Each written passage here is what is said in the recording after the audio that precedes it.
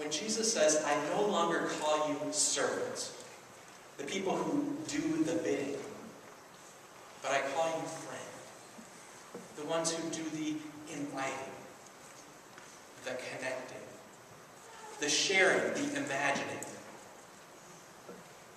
It's a new way of framing their relationship and who they are to be about and what they are to be about. And if we live richly into that, then we go back to these stories that we first hear about welcome and inclusion.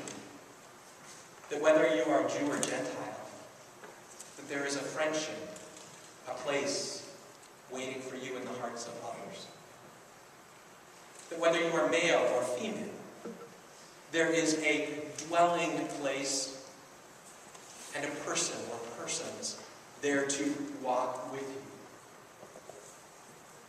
Whether you are left-handed or right-handed, or gay or straight, or bisexual or transgender, that there are people there for you. Or if you are African immigrant, or undocumented from El Salvador, or if you are a fifth-generation Minnesotan of Anglo or German descent, that there is a connective tissue that draws you to one another beyond the superficial, into a place of meaning. And how many of us have messed up?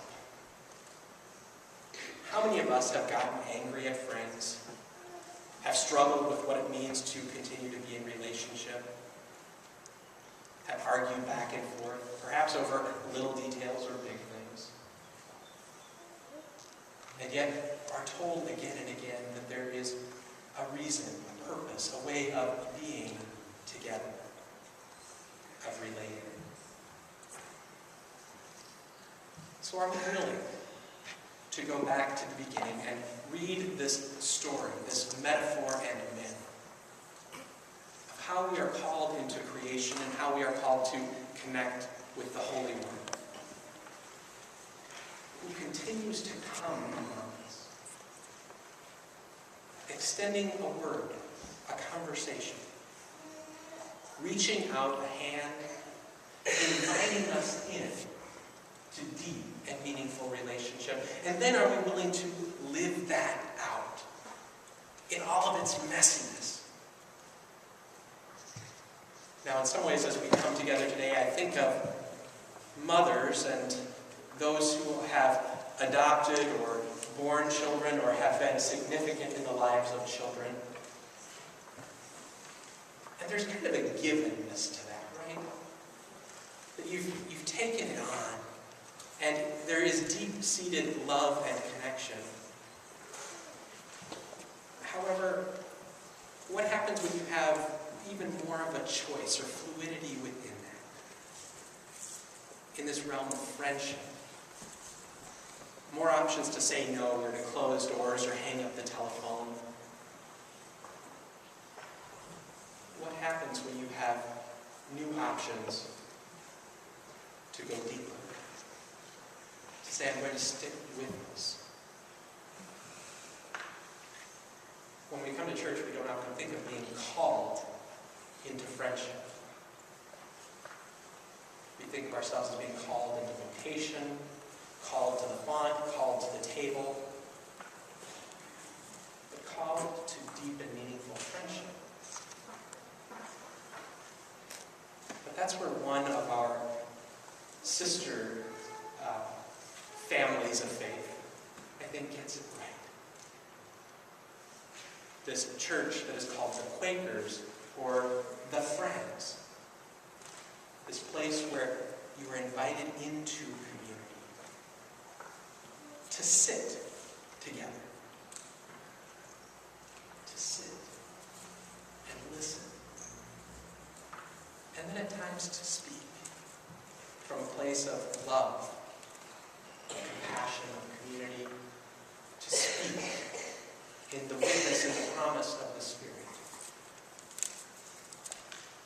So today, this day, as we celebrate people who have been important in our lives, particularly women who have been important in our lives, I invite you to take a moment also to think about the friendships that have been significant, how they have shaped you, how they have been a living witness, and how perhaps you have been a living witness to others. And not that they are just out there, but that they be rooted in something that is so much larger and bigger. That they are rooted in this one who comes among us. So I think if we miss that point, we're missing out on a significant witness in our faith. That they are rooted in this one who comes among us. Who invites us. Who says, I call you my friends. And then asks us to look out at those who are around us so that we might be in a fuller and deeper relationship. A promise. A hope. A goodness.